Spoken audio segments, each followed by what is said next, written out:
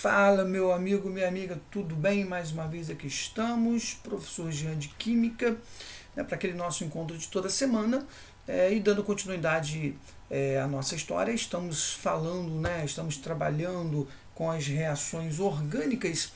No encontro anterior trabalhamos com reações de oxidação, confere, mas oxidação de alcenos, certo? Lembra? Oxidação branda, oxidação enérgica, trabalhamos também com ozonólise. Hoje a gente continua com essas reações de oxidação, mas oxidação de álcoois. Um encontrozinho mais breve do que foi o encontro anterior, certo? Mas um encontrozinho bem interessante. Essas reações são reações de fácil assimilação, você não vai ter problema nenhum com as nossas oxidação de álcoois. Muito bem, então vamos lá. Primeiro informando que as nossas reações de oxidação, você deve lembrar do conceito de oxidação e redução. Então, oxidação é um fenômeno que simultâneo à redução. Então, a gente comenta sempre, a gente diz que quando uma substância química se oxida é porque uma outra substância está sofrendo uma redução. Ok? Bem, as principais reações de oxidação e redução nos compostos orgânicos ocorrem com os álcoois, que é o foco do nosso encontro de hoje, aldeídos, que de certa forma também será trabalhado nesse encontro de hoje, e as oxidações de alcenos, que nós já trabalhamos no encontro anterior. Muito bem. Primeiro, antes de darmos aí partida nas oxidações de álcoois, eu preciso que você acompanhe comigo o conceito de álcool primário, álcool secundário e álcool terciário. Correto? Então dá uma olhadinha aí para a telinha. Esse primeiro álcool que está aqui, ele é classificado como sendo um álcool primário. Por quê? Porque a hidroxila, que é o grupo OH, é o grupo que caracteriza todos os álcoois, essa hidroxila ela está ligada a um átomo de carbono primário. Portanto, esse primeiro álcool que aparece aí à sua esquerda é um álcool classificado como sendo um álcool primário. Por quê? Porque a hidroxila está ligada a um átomo de carbono primário. Ok? O nosso segundo exemplo já é um álcool secundário. Por quê? Porque a hidroxila está ligada a um átomo de carbono secundário. E, finalmente, nosso último exemplo, o álcool terciário, a hidroxila liga-se a um carbono terciário. Então, já analisando essas informações, você já consegue prever que não existe o álcool quaternário. Porque para que tenhamos um carbono quaternário, esse carbono vai ter que estar ligado a 4 outros carbonos. E aí não sobra espaço para a entrada de uma hidroxila. Então não temos o carbono, ou não temos o álcool chamado de álcool quaternário. Não existe. Temos apenas o álcool primário, álcool secundário e o álcool terciário, que estão aí nesse momento brilhando na sua telinha. Muito bem. Uma outra forma de analisar essas estruturas, você deve lembrar que são as nossas formas em bastão. Então aqui colocamos, temos uma hidroxila que está aqui.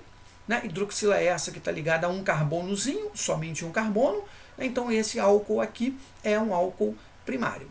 Aqui temos um álcool secundário, mesmo sendo uma estrutura fechada, nenhum problema. Perceba que a hidroxila agora liga-se a um carbono secundário. Então esse álcool ele é sim um álcool secundário. E finalmente nesse último exemplo é um álcool terciário. Você deve falar, mas aqui só tem 2 carbonos. Não. Esse pontilhado que aqui está, eu não sei como é que você consegue visualizar isso aqui, mas na verdade essa informação aqui, ela deve ter sido passada à sua pessoa lá no primeiro ano do ensino médio, que a gente trabalha com a questão da geometria da molécula. Tá bom? Então, quando você trabalhar com um composto orgânico e você encontrar essas linhas pontilhadas, aqui é uma ligação. Significa apenas que essa ligação está atrás do meu plano. É como se, você está olhando aí para a tela do computador ou para a tela do celular, é como se esse carbono estivesse atrás da tela do celular ou da tela do computador. Então, sim, temos aqui, nesse caso, 3 átomos de carbono ligados à minha hidroxila. Tem um aqui, o outro para baixo e o outro atrás do meu plano. Então, aqui seria, sim, um chamado álcool terciário. Muito bem. Ok? Apresentado essa questão de classificação, aí vamos ao que interessa. O comportamento dos álcools primários, secundários e terciários com os oxidantes são semelhantes. É um comportamento que não difere muito um do outro, não. Você só precisa acompanhar comigo o seguinte, olha a informação na sua telinha. Os álcools primários, eles vão sofrer uma reação de oxidação produzindo um aldeído. ok? Então, anote, álcool primário sofre oxidação e produz um aldeído. Se esse aldeído estiver ainda em contato com a substância oxidante, esse aldeído ele continua a sofrer a oxidação e aí vai gerar um ácido carboxílico. Tá certo? Então, a gente diz que o composto intermediário da oxidação de um álcool primário, o composto intermediário é um aldeído. E o composto principal é o nosso ácido carboxílico. Né? Então, veja que aqui temos um álcool primário, sofre oxidação e forma um aldeído, composto intermediário. Esse aldeído ele dá continuidade à reação de oxidação e vai produzir, então, um ácido carboxílico. Tá certo? Muito bem. Álcools secundários oxidam-se formando cetonas. Tudo bem? Álcool primário, aldeído e ácido carboxílico. E nosso álcool secundário ele vai produzir uma cetona. Então veja que aqui eu tenho um álcool secundário, correto? Vai sofrer uma oxidação e vai dar origem a uma cetona. E aí já apareceu para você a informação final desse nosso encontro, dizendo que os álcools terciários não sofrem oxidação. Tá? Então, essa reação de oxidação, elas não ocorrem nos carbonos, nos álcools terciários. A gente diz que esses álcools eles são estáveis, eles não sofrem reações de oxidação. Tudo bem? De forma resumida, nesse nosso breve encontro, eu coloquei assim: oxidação dos álcools primário forma parcialmente um aldeído, certo? E finalmente forma lá o nosso ácido carboxílico, certo? O álcool secundário forma uma cetona, enquanto que o álcool terciário não sofre reação de oxidação. Então isso aí é tudo que você precisa saber sobre oxidação de álcoois. Então coloquei aqui uma sequência. Então perceba que aqui temos, né, a mesma reação que já foi apresentada. Né? Então aqui eu tenho um álcool primário, oxidou, virou um aldeído, oxidou, virou um ácido carboxílico. Coloquei para chamar a sua atenção, né, que o álcool presente nas bebidas alcoólicas é exatamente esse aqui. É o etanol ou álcool etílico. Né? Esse álcool presente, por exemplo, nesse vinho que está aqui, que é o nosso etanol, ele pode, dependendo da forma que esse vinho é armazenado, esse álcool pode sofrer uma reação de oxidação. Né? Isso ocorre. Né? Isso depende muito da forma que esse produto está sendo armazenado. E essa oxidação pode levar à formação de um vinagre, né, que é o próprio ácido acético. Então é muito comum o termo, né, para quem gosta de vinho, o vinho avinagrou. O que significa isso? Significa que o álcool presente no vinho, né, ele se oxida, né, e o produto final é vinagre. Porque na verdade o vinagre, né, nós já comentamos a respeito, o vinagre é uma solução de ácido carboxílico, do nosso ácido etanóico. Tá? Então o produto aqui dessa oxidação do nosso etanol é sim, né, o vinagre, né, que é uma solução à base do nosso ácido etanóico, também chamado de ácido acético. Aí perceba aqui, pela cara dessa senhorita, né, que o gosto não é um gosto muito agradável. Né? Então isso ocorre quando o vinho, quando o álcool presente no vinho sofre essa reação de oxidação. Muito bem. Paramos de falar de oxidação de álcool, finalizamos, fechamos, para falar muito rapidamente sobre reações de combustão. Aí você fala, ué, reação de combustão, o que tem a ver? Tem sim, porque muitos autores consideram a reação de combustão como sendo uma reação de oxidação. Então, com essa apresentação, a gente já finaliza, né, esse conceito de reações de oxidação. Já trabalhamos oxidação de alcenos, hoje oxidação de álcoois. E aí eu te falo agora sobre uma reação de combustão, que, como eu disse, alguns autores classificam como reação de oxidação. Tá? Então, você está aí vendo duas fotos, né, bem clássicas, aqui o palito de fósforo pegando fogo, aqui uma foto até muito triste, né, de uma vegetação em chamas e tal. Então essas reações são classificadas como reações de combustão. Você tem aqui agora um aparelho muito utilizado em laboratório, né? É um bico de gás, que pode ser chamado de bico de Bunsen ou bico de Teclot. depende do formato dele. Esse aqui, aparentemente, se ele não tem aqui um controle da entrada de gás, é o mais simples, que é o bico de Bunsen. Tá? Então aqui você tem aqui a chama acontecendo.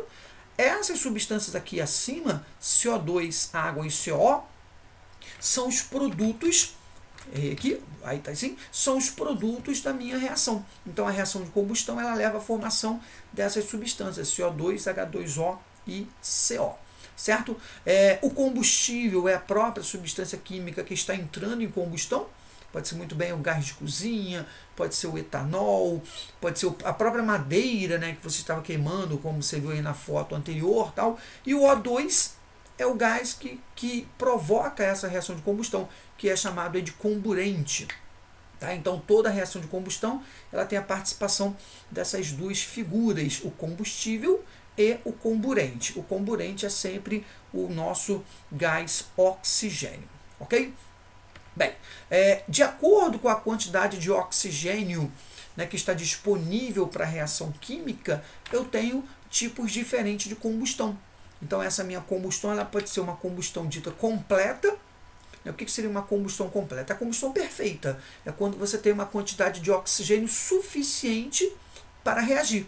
Então essa reação de combustão completa ocorre com a quantidade suficiente de oxigênio, enquanto a combustão incompleta ela ocorre com quantidade de oxigênio insuficiente. Então, incompleta, insuficiente quantidade de oxigênio. Né? Eu vou já falar um pouco mais sobre essa chamada reação de combustão incompleta. A completa é aquela, como eu falei, a comum, né? Ela vai produzir o nosso gás carbônico e água.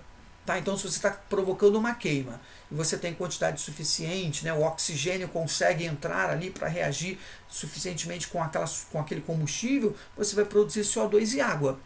Mas, contudo, todavia, entretanto, se você tiver a quantidade de oxigênio menor do que o suficiente, né, quantidade insuficiente de oxigênio, você pode provocar a chamada reação de combustão incompleta. Essa reação de combustão incompleta, ela produz, ao invés de produzir gás carbônico, ela vai produzir monóxido de carbono, que é o CO. Né?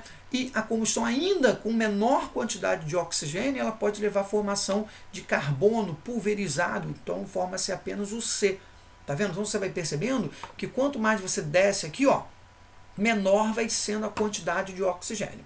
Tá? É interessante a gente pensar um pouco mais sobre essa segunda reação, porque aqui você tem uma substância química extremamente venenosa, que é o CO.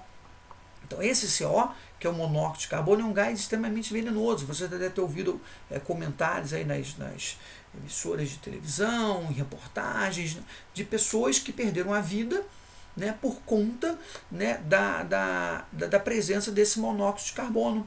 Você já ouviu falar, né, que chuveiro, por exemplo, chuveiro a combustão, não sei como é que é na sua casa, aqui na minha casa nós temos chuveiro elétrico, mas as residências que fazem uso do chuveiro a gás, você tem que tomar muito cuidado, porque conforme esse chuveiro vai sendo usado, aquilo ali vai entupindo, então vai obstruindo, vai impedindo a entrada do oxigênio, correto? Então você pode aí provocar a chamada combustão incompleta. E você vai lá, né, começa a tomar o seu banhozinho, ok, beleza. Com a presença de monóxido de carbono, você começa a ficar sonolento. Né, e isso é uma parada imperceptível. Você não consegue perceber que está sendo envenenado. Então você começa a ter uma certa sonolência, vai ficando cansado, pega no sono, continua a respirar e veio a falecer por falta de oxigênio. Tem todo uma explicação, uma justificativa biológica, né? O monóxido de carbono ele interrompe o transporte de oxigênio pela hemoglobina, né? Então tem um papo aí que é mais da biologia. O fato é que o monóxido de carbono é uma substância extremamente perigosa, né? Então tá cuidado com isso. Toda vez que você estiver queimando alguma coisa, tome muito cuidado para que você não tenha produção de monóxido de carbono. Recentemente, aí nos meios televisão, jornal, você sempre vê um ou outro caso que fala sobre isso. O último, se não me falha a memória, foi uma família aqui do Brasil que foi fazer uma viagem ao Chile, né, lá chegando, alugou um imóvel, um apartamento. Como era uma época muito fria no Chile, eles logo fizeram uso do aquecedor. Então ligaram o aquecedor, e ok, fecha-se tudo, fecha a janela, fecha tudo, aquecedor a gás, né, na residência.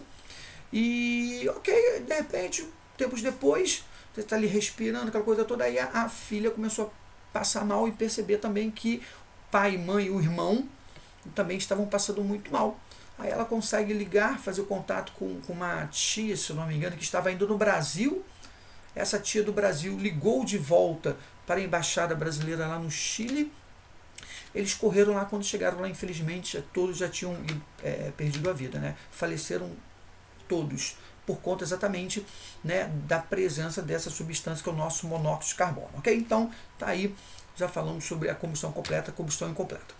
Um exemplo, né, para a gente fechar, dessa combustão completa pode ser, por exemplo, a combustão do butano, né, que é o C4H10, que é o gás presente no bujão da sua casa. Então você tem aí C4H10, vai reagir com gás oxigênio, olha aí, vai produzir CO2 e água.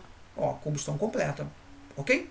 Muitas das vezes a gente vai pedir para que você faça o balanceamento. Mais uma informação que foi passada à sua pessoa lá no primeiro ano, né, do ensino médio. Então, para balancear isso aí, primeiro você faz, não sei como é que você trabalhou, mas existe uma regra chamada regra do macho. Metal a metal, hidrogênio, carbono e oxigênio. Macho. Então você faz nessa sequência. Como aí não tem metal e também não tem o ametal, eu vou começar pelo carbono. Então olha para a sua telinha. Eu tenho 4 carbonos aqui à sua esquerda. Aqui eu só tenho 1. Então aqui eu vou escrever, aqui ó, vou escrever o número 4 aqui. Olha ali, ó, número 4. Tá vendo aqui, ó? Hidrogênio, aqui eu tenho 2, poucos, aqui eu tenho 10. Então eu tenho mais aqui, ó. Então eu vou aqui aumentar desse lado. Então que número eu coloco aqui, né, que vai multiplicar por 2, que vai dar 10. Isso, 5. Então você coloca um 5zinho aqui, ó. 5 vezes 2, 10. Os mesmos 10 que eu tenho desse lado. Oxigênio é meio trabalhoso, mas dá pra gente fazer, ó, aqui, ó. 4 vezes 2, 8. Certo? 4 vezes 2, 8. 5 vezes 1, 5. 8 aqui com mais 5 aqui, total de 13. Então que número eu coloco aqui, que multiplicado por 2 dá 13. É isso, 6,5. 6,5 vezes 2 dá 13. Ou, se você prefere, mais comum, escreva em forma de fração, 13 meios. Tá? Então, essa reação está devidamente balanceada. Se porventura você não gostou desse balanceamento, eu também posso, e até melhor que se faça assim, fazer o balanceamento com números inteiros. Então, o que eu posso fazer aqui agora? Simples. Eu posso aqui reescrever a minha equação. Ó, e ali onde eu estava com o número fracionado, eu vou multiplicar tudo por 2. E aí eu vou eliminar a minha fração. Então aqui não tem o número 1 aqui na frente, não tem nada, é 1. Vou multiplicar por 2, vai aparecer um 2 aqui embaixo, ó, 2. Olha ali, ó, tá vendo? Aqui é 13 sobre 2, 13 meios. Multiplico por 2, 13 aqui, ó. Ó, 13, tá vendo? 4 vezes 2, 8. 5 vezes 2, 10. Então a reação continua balanceada, só que agora com números inteiros, ok? Meu amigo, dito isso, era o que a gente tinha para apresentar nesse encontro breve de hoje. Vamos só aqui alguns exemplos, né? Então, ó, quando o álcool primário sofre oxidação, o produto principal é aquele último produto da oxidação. É exatamente isso, é um ácido carboxílico. No exercício seguinte, considere o benzeno monossubstituído em que X poderá ser. Aqui eu peguei um exercício, ó, lá de trás, é só para a gente rever um ou outro conceito. Eu sempre vou fazer isso a partir de agora. Volto lá atrás, pego o exercício, para ver como é que você está com essa história um pouco mais antiga. Então eu tenho aqui o benzeno com o X. Ele diz que o X pode ser uma dessas estruturas aqui, pode ser a estrutura 1, A2, A3, A4, A5. A cenário alternativo que contém somente orientadores orto e para. Você lembra da questão de orientação? Então eu tenho o orto e para dirigente e o meta dirigente. São dois grupos. Então o CH3 ele pode ser orto e para ou meta. NH2, orto e para ou meta. Eu vou analisar aqui. Ele quer que eu descubra apenas quais são os orientadores orto e para. Eu vou botar aqui para você o gabarito, só para você ver, eu vou te mostrar. Então o gabarito, ó, é D de dado, 1, 2 e 4. Por quê? Então acompanha comigo. Ó, aqui quem está ligado ao grupo aromático é o carbono. E tem também o hidrogênio. Lembra que eu te mostrei um macetezinho para você matar isso? Entre carbono e hidrogênio, quem é o mais eletronegativo? É o carbono. É ele, carbono, que está ligado diretamente ao grupo aromático. Né? Aqui o tracinho está exatamente nele. Então, se o cara é o mais eletronegativo, orienta mais. falei assim com você, o que é orientar mais? É orientar orto e para. Né? Orto e para, orienta mais, orto e para. Então, o grupo 1, ele é o orientador orto e para. O grupo 2, olha ele aqui, ó, igual, o grupo 2 está aqui.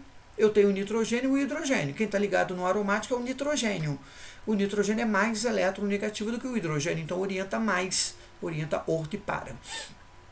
No grupo 3, quem está ligado diretamente ao anel aromático é o nitrogênio, e o outro é o oxigênio. Quem é mais eletronegativo é o oxigênio.